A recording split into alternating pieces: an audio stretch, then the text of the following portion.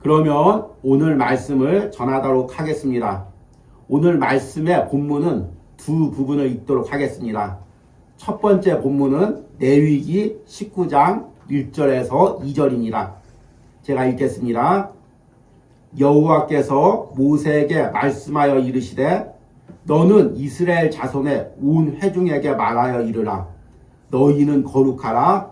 이는 나 여호와 너희 하나님이 거룩함이니라. 아멘. 두 번째 본문은 베드로전서 1장 15절에서 16절입니다. 오직 너희를 부르신 거룩한 이처럼 너희도 모든 행실에 거룩한 자가 되라. 기록되었으되 내가 거룩하니 너희도 거룩할지어다 하셨느니라. 아멘. 여러분들은 하나님 앞에 섰을 때 내 자신이 부끄럽다고 느낀 적이 언제입니까? 사실 우리가 이런 감정을 잘 느끼지 못하고 예배하고 또 주의를 할 때가 있습니다. 그런데 저는 처음 제가 하나님 앞에 내 자신이 너무 부끄럽다고 느낀 적이 언제냐면 처음 하나님을 인격적으로 만났을 때입니다. 고등학교 때 건강으로 인해서 학교를 휴학하고 있었습니다. 그리고 그 가운데 마음의 상함도 있고 진로의 문제로 고민하고 기도하고 있었습니다. 그런데 하나님께서 저를 만나주시고 주의 종의 소명을 주셨습니다. 그런데 그때 제가 제일 먼저 느꼈던 감정은 두렵고 떨림입니다. 야, 내가 과연 하나님을 만날 수가 있을까? 이런 죄인을 하나님이 만나주실 수가 있을까? 그리고 이렇게 죄짓고 살아왔는데 이렇게 연약한데 어떻게 주의 종으로 쓰임을 받을 수 있을까? 이 마음이 드는 것입니다. 그런데 평상시에 제가 이런 마음을 가지고 있었다면 이상하지가 않겠죠. 그런데 제가 그 당시에는 나름대로 신앙에 자부심이 있었습니다.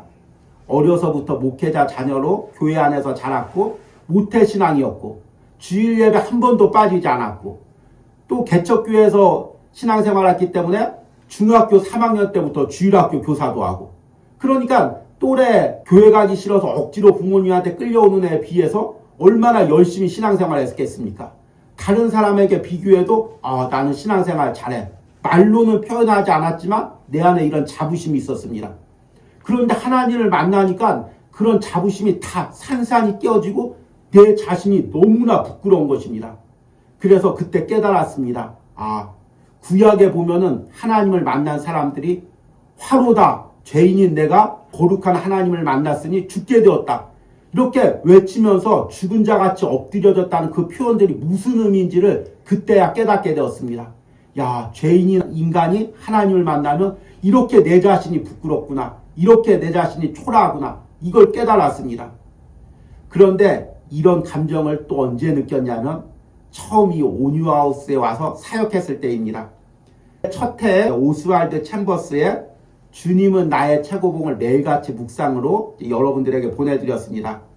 주님은 나의 최고봉의 모토가 최상의 하나님께 나의 최선을 드려라. 이 이야기입니다. 그런데 그 책을 한 구절 한 구절 묵상할 때마다 너무나 제 자신이 부끄러운 것입니다. 그동안은 나름대로 자부심이 있었죠. 내가 다른 목회자에 비해서 항상 하나님 앞에서 두렵고 떨림으로 신앙생활했고 정직하게 목회를 했고 그리고 나의 사사로운 이익을 포기하고 하나님 뜻대로 살기 위해서 희생하고 헌신했다. 나름대로 이런 자부심이 있었습니다. 그런데 이 책을 묵상할 때마다 하나님 앞에 내 자신이 대면할 때 내가 너무 부끄러운 것입니다. 아직도 내가 온전히 하나님께 내 삶을 못 드렸구나. 아직도 내 것을 붙들고 있구나. 아직도 내 자존심 붙들고 있구나. 이것이 느껴지면서 내가 너무나 부끄러운 것입니다. 그리고 하나님 앞에 다시금 나가는 은혜가 있었습니다. 제가 이런 은혜를 통해서 깨달은 것이 있습니다. 무엇이냐면 우리가 하나님 앞에 나갈 때는 우리 안에 어떤 마음이 생기냐면 영적인 불편함이 생깁니다. 익숙한 감정이 아니죠. 아주 불편한 감정이 생깁니다. 그런데 그 불편한 감정이 세상적인 불편함이 아니라 영적인 불편함입니다. 여러분들이 하나님께 예배하는데 그냥 너무 익숙하고 너무 편하고 하나님께 기도하는데도 그냥 일상적으로 기도하고 아무런 마음에 꺼리낌이 없고 그럴 때는 여러분 내 영적인 상태를 점검해 봐야 됩니다. 내가 정말로 하나님과 대면하고 하나님과 인격적으로 만나고 성령이 내 깊은 곳을 만질 때는 내 안에 어떤 마음이 생기냐면 영적인 불편함이 생깁니다. 한 주간 내가 이렇게 살아와서는 안 됐었는데, 내가 이런 마음을 먹어서는 안 됐었는데, 내가 이렇게 신앙생활을 해서는 안 됐었을 텐데, 이 마음이 생기는 것입니다. 사실은 대면하기 싫은 마음이죠. 우리가 익숙한 마음이 아닙니다. 불편하다는 건 무엇입니까? 더 깊이 들어가면 싫다는 것입니다. 그냥 익숙하지가 않다는 거죠. 편한 감정이 아니라는 거죠. 그런데 하나님 앞에 나갈 때 우리 안에 이런 감정이 생깁니다. 왜냐하면 죄인인 우리가 거룩하신 하나님 앞에 나갔는데 어떻게 이런 감정이 안 생기겠습니까? 이런 감정이 안 생기면 오히려 이상한 것입니다.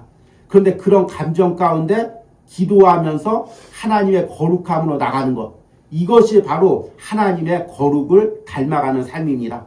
하나님 앞에 거룩한 예배를 드리는 과정인 것입니다. 우리가 이제 내위기를 묵상할 것입니다.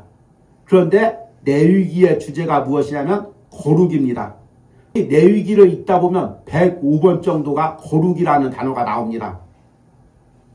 그런데 이 거룩이란 무슨 의미일까요? 이제 뒤에 설교하겠지만 사실은 이 거룩은 영적인 불편함입니다. 익숙한 것이 아니죠. 세상에서 어울려 살고 세상 것을 당연히 여기고 살고 세상 사람들이 생각하는 것 당연히 여기고 살다가 하나님의 거룩을 닮아가려고 할 때 우리 안에 영적인 불편함이 생기는 것입니다. 그 거룩의 시작은 어디서부터 시작되냐면 이 영적인 불편함에서부터 시작되는 것입니다. 하나님 앞에 나갈 때 무언가 불편합니다. 무언가 찔림을 받습니다. 무언가 내 삶이 잘못된 것 같습니다. 다른 사람들은 어떻게 그렇게 잘 살아가? 어떻게 그렇게 자녀 잘 키워? 어떻게 그렇게 신앙생활 잘해? 이야기를 하는데 하나님 앞에 거룩함으로 나가려고 할 때 내 안에 불편함이 생기는 것입니다. 그것이 바로 거룩의 첫 걸음입니다. 레위기가 이야기하는 거룩은 바로 이것입니다. 이스라엘 백성들이 그동안 애굽 땅에서 400년 동안 포로 생활을 했습니다. 그리고 광야 생활을 했습니다. 그리고 앞으로 또 가나안 땅에 들어갈 것입니다. 애굽 땅이나 광야나 가나안 땅이나 다 세상적인 문화입니다. 당시에 여러 가지 우상들을 섬기고 또 여러 가지 음란의 행동들을 했습니다.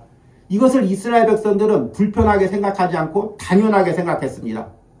그런데 하나님께서는 이 레위기 말씀을 통해서 거룩을 이야기합니다. 그러니까 이 거룩이 이스라엘 백성들에게 영적 불편함으로 다가오는 것입니다. 그리고 그 영적 불편함을 받아들이고 앞으로 나갈 때 하나님을 닮는 거룩함으로 나가는 것입니다. 여러분들이 이 레위기를 묵상하면서 제일 먼저 여러분들 안에 있어야 할 마음이 바로 이 영적인 불편함입니다. 사실 이 온유하우스 묵상이 추구하는 것은 내 안에 하나님을 느끼고 내 안에 평안함을 느끼는 것입니다. 그런데 레위기 묵상은 조금 색다릅니다. 여러분들이 이 묵상을 시작하기 전에 먼저 내 안에 영적인 불편함을 느껴야 됩니다. 내가 한 해에 살아왔던 방식, 한 해에 예배드려왔던 방식, 내가 한 해 동안 주일에 해왔던 방식, 그리고 또 세상에서 살아갔던 방식들, 여기에 대해서 영적인 불편함을 느껴야 됩니다. 그것이 바로 거룩의 시작입니다. 레위기가 말하는 것이 바로 이것입니다.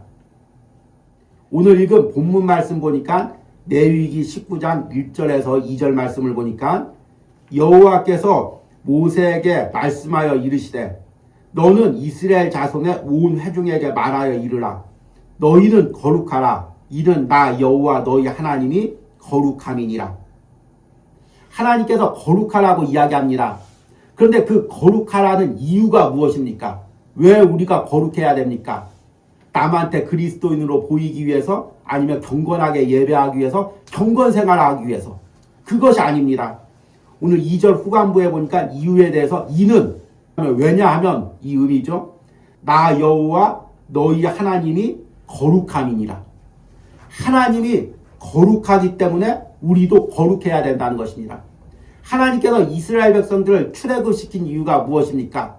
애굽 땅에서 건져내서 구별돼서 하나님과 광야에서 동행하고 가나안 땅에서 하나님 백성으로 살아가기 위해서입니다. 더 나아가서 천국에서 하나님 백성으로 하나님과 함께 살아가기 위해서 이스라엘 백성들을 출애굽시킨 것입니다. 하나님께서 왜 나를 구원시켰습니까? 하나님이 나와 함께하기 위해서입니다. 내 안에서 살아가기 위해서입니다. 천국에서 나와 영원히 살기 위해서입니다. 하나님과 영원히 함께 살려면 어떻게 될까요? 여러분, 부부가 결혼해서 죽을 때까지 영원히 함께 살려면 어떻게 해야 됩니까? 서로 닮아가야죠. 그런데 우리가 하나님과 서로 닮아가야 되는데 하나님이 우리를 닮을 수는 없습니다. 왜냐하면 우리는 죄인이기 때문에 죄가 없으신 하나님이 우리를 닮을 수가 없죠. 당연히 우리가 하나님과 영원히 살기 위해서는 내가 하나님을 닮아가야 됩니다. 그런데 그 하나님의 성품이 무엇이냐면 거룩입니다. 그러니까 우리가 거룩해져야 된다는 것입니다. 거룩은 우리가 선택 상황이 아닙니다. 거룩이란 단어가 상당히 부담스럽죠. 거룩이라는 이야기만 들으면 괜히 경직되고 이게 무슨 구약의 율법 같고 또 경직된 무슨 예배 같고 이렇게 느껴집니다.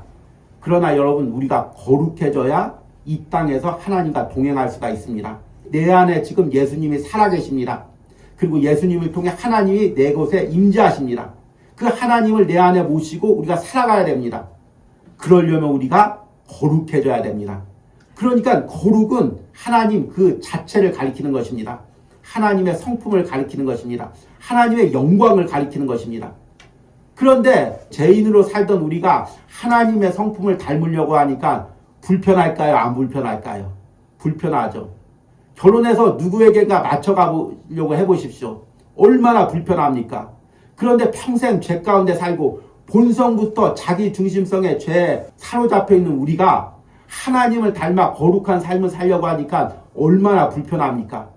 불편한 것이 당연한 것입니다.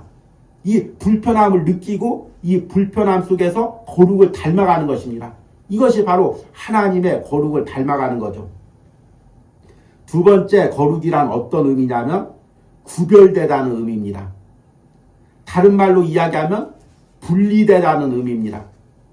그러니까 거룩이란 의미는 무엇이냐면 하나님께서 우리를 택해서 세상과 우리를 분리한 것입니다.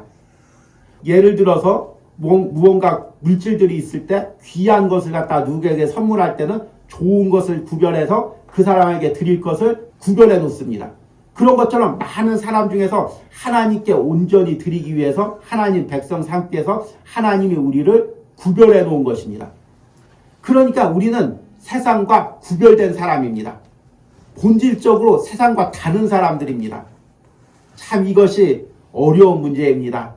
특히 이제 2026년을 살아가야 될 여러분들, 이 문제가 참 어렵죠. 세상과 구별되어서 살아간다는 거 너무나 어려운 문제입니다. 특히 세상에서 직장을 다니거나 또 세상에서 이제 사람들과 어울릴 때 이 구별된다는 거 너무 어렵죠. 다 이제 모여서 다 같이 세상 이야기를 합니다. 야, 역시 부동산이 최고야. 이야기를 합니다. 그런데 내 안에 나도 모르게 역시 맞아. 저 사람 이야기 어떻게 저렇게 지혜로울까? 야, 역시 여기다가 투자해야 돼. 오, 저 사람 어떻게 저렇게 똑똑하지? 자녀는 이렇게 키워야 돼. 맞아, 저 말이 맞아. 성경보다 저 말이 맞아. 내 마음에 이런 마음이 든다면 내가 지금 마음에서 구별되지 않는 것입니다. 세상 이야기를 할 때 그래, 세상에서는 저렇게 생각할 수가 있어. 그러나 영원한 가치관, 하나님이 원하시는 것은 그게 아니야. 그 이야기를 들을 때 내 안에 불편함이 생겨야 됩니다. 아, 저게 전부가 아닌데, 저 사람이 저게 전부로 알고 있지만 그게 전부가 아닌데, 이 땅의 것이 전부가 아닌데, 하늘나라가 있는데 자꾸 이렇게 반발하는 마음, 불편한 마음, 이 마음 안에서 불편한 마음이 생길 때 이게 내 마음에서 벌써 구별되는 것입니다. 세상에서도 마찬가지죠. 다 술자리 가고 놀러 가는데 내가 불편한 것입니다. 그 자리 가기가 불편한 것입니다. 왜 이렇게 마음이 불편하지? 예전에는 아무렇지도 않았었는데 계속해서 성령님께서 내 안에 꺼리낌을 주고 불편한 마음을 주는 것입니다. 그래서 조용하게 핑계를 대든지 아니면 여러 가지 이야기를 대서 그곳에서 빠져나오는 거, 구별되는 거. 이것이 이제 구별되는 거죠. 누가 보더라도 세상 사람들과 내가 다르게 보이는 것입니다. 당연히 하나님 보시기에도 다르게 보이는 것입니다. 그런데 여러분, 점점 세상이 이제 문화가 획일화되면서 이것이 쉽지가 않죠. 내가 하나님이 보시기에 내 일주일 삶을 보시기에 내가 세상과 구별되어 보입니까? 아니면 다른 사람이 보기에 저 사람은 그리스도인이야. 이렇게 구별되어 보입니까? 여러분들이 먼저 삶에서 구별되는 은혜가 있어야 됩니다. 마지막으로 이 거룩이라는 의미는 무슨 의미냐면 깨끗해지다, 정결해지다는 의미인 것입니다. 우리가 이제 레위기를 계속 읽다 보면 하나님 앞에 예물을 드릴 때 정결한 예물, 흠없는 예물 이런 표현들이 계속해서 나옵니다. 하나님 앞에 드릴 땐 우리가 흠이 없어야 됩니다. 그런데 이 흠이 없다는 의미는 무엇이냐면 죄가 없다는 의미입니다. 그런데 우리 죄인인 인간이 어떻게 죄가 없을 수가 있을까요? 우리는 예수 그리스도의 피로 깨끗해졌지만 아직도 우리 안에 죄가 남아 있습니다.